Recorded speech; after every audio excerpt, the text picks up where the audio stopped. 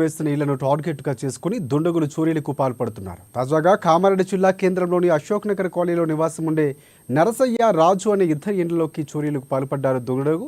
ఇక ఇద్దరి ఇంట్లో నుంచి మొత్తంగా తులన్నర బంగారం, 22 తులాల వెండి పట్టీలు, 30,000 రూపాయల నగదు ఎత్తుకు వెళ్లారు. దీంతో ఆందోళనకు గురైన బాధితులు కామారెడ్డి పట్టణ పోలీస్ స్టేషన్లో ఫిర్యాదు చేశారు.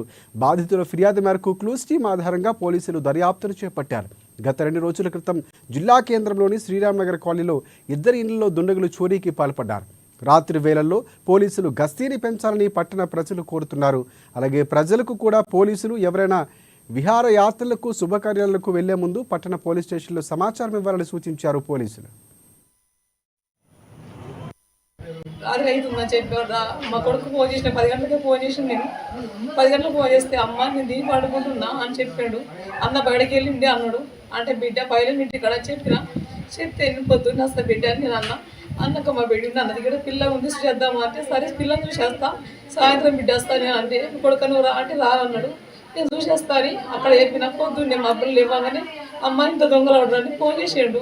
నా ఇంట్లోకి వెళ్ళి బంగారం గుత్తులందరూ గుండ్లు పోయినాయి. 2 జతల పట్టుగొలుసులు 22 తులాలు ఒక్క జత మొన్న కొన్నాము. అంతకు 15 తులాల పట్టుగొలుసులు అవ్వయినాయి.